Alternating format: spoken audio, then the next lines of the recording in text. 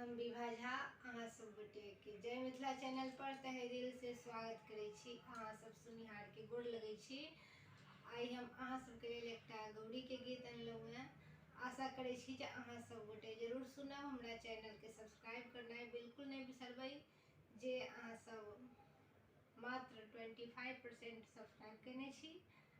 अहाँ सबसे ये आशा है जे अहाँ सब जरूर चैनल पर आएब, सब्सक्राइब करब, एकटा कमेंट करके जरूर बताएब। तो सुनो ये एकटा गौरी गीत।